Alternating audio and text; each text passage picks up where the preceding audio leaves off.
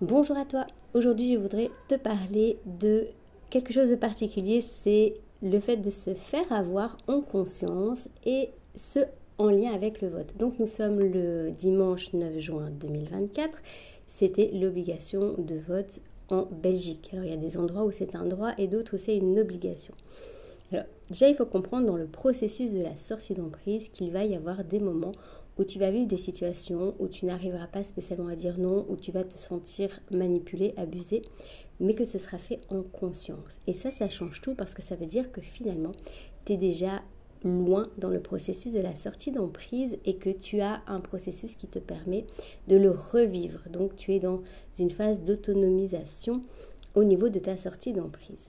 Donc se faire avoir, ça fait partie du jeu et s'il y a un humain sur Terre qui me dit qu'il ne se fait jamais avoir, donc qu'il n'est jamais manipulable, il ne doit pas être quelqu'un non plus de facile à vivre.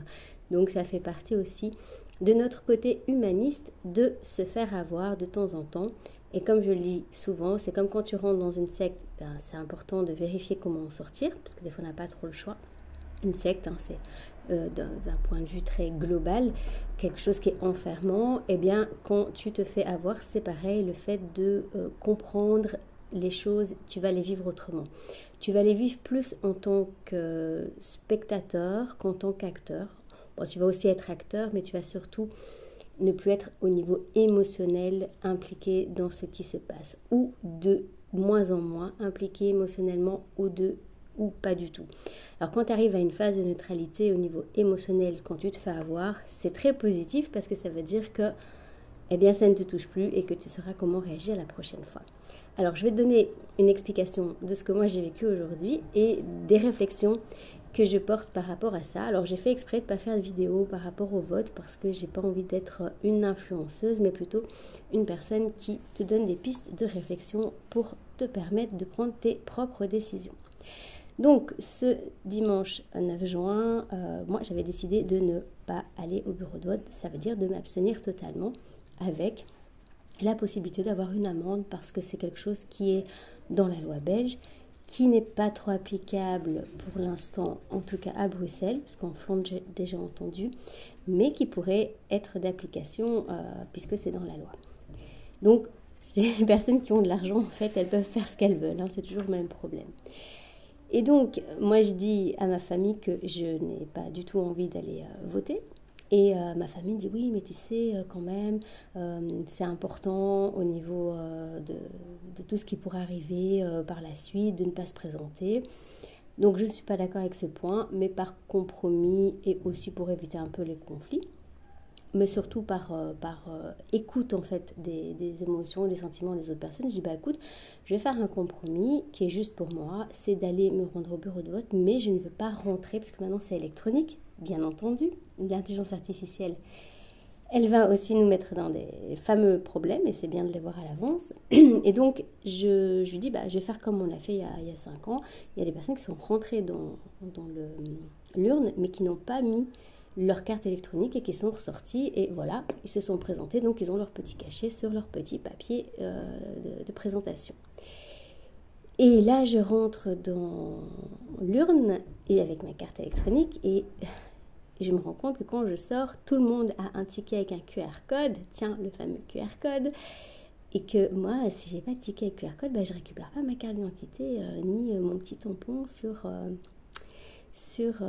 ma carte de présentation. Donc, en fait, j'ai pas trop le choix. Ou alors, je reprends tout et je fais comme si j'étais pas venue. Et donc là, je reviens dessus. Donc, je dis, je vais voir la dame. J'ai fait quand même le stress.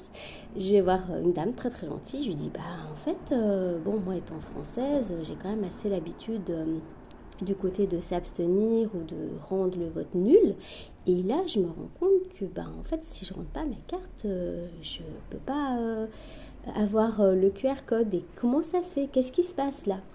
Et la dame me répond, mais vous avez tout à fait raison, nous avons éliminé en fait le côté de l'abstention et donc vous êtes obligé, si vous voulez voter pour personne, de voter blanc. Sauf que moi, voter blanc, c'est pas dans mon éthique, c'est pas juste parce que pour moi, voter blanc, c'est je sais pas trop pour qui je veux voter. Même si en Belgique, c'est pas comme en France où les votes blancs ne sont pas censés aller à la majorité, c'est pas trop dans mon éthique. Donc moi, je voulais vraiment faire de l'abstention.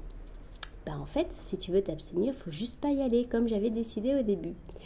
Après, je me suis dit, bon, je joue le jeu, mais c'est la dernière fois, parce qu'il y en a d'autres au niveau communal. Là, moi, je crois que je vais clairement montrer mon désaccord et ne pas y aller, quitte à avoir une amende. Tant qu'on ne risque pas encore la prison pour l'instant, et quoique, on peut encore faire ce choix-là, en âme et conscience. Et donc ici, pour que tu puisses être juste dans tes valeurs, il faut aussi aller voir qu'est-ce que tu gagnes ou qu'est-ce que tu perds en fait dans tes prises de décision.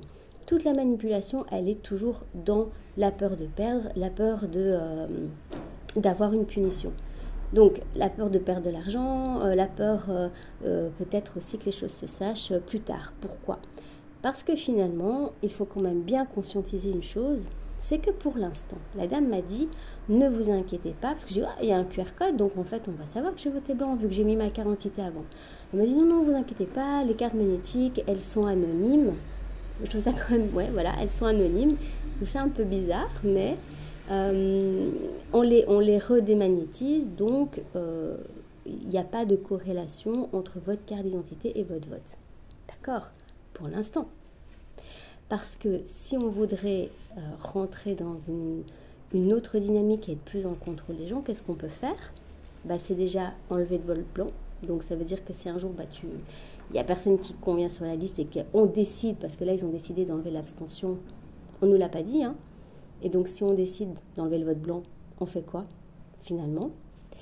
Et si un jour on décide que finalement les cartes sont en lien avec le QR code et qu'on sait exactement ce que tu as choisi comme orientation, avec l'intelligence artificielle, c'est très très facile de pouvoir ostraciser les gens en fonction de leurs préférences. Et je te rappelle aussi une chose que peu de personnes savent, c'est que les petites applications de tests pour savoir où beaucoup de jeunes sont tombés dedans en disant je ne sais pas pour qui voter, donc je vais répondre à un quiz dans une application. C'est quand même lié à ton téléphone et à ton nom. Hein.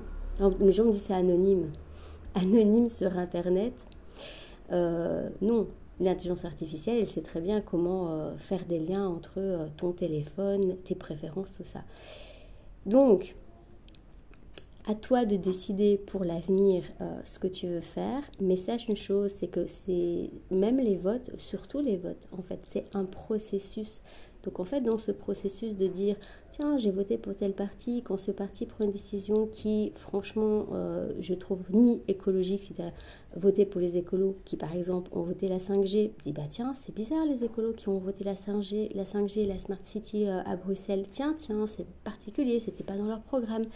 Là, tu te dis quand même, j'ai quand même donné mon pouvoir à un parti et puis je me suis fait avoir. Tout ça, ça fait partie du processus. Donc, il n'y a pas besoin de juger les personnes qui vont voter pour l'un ou pour l'autre.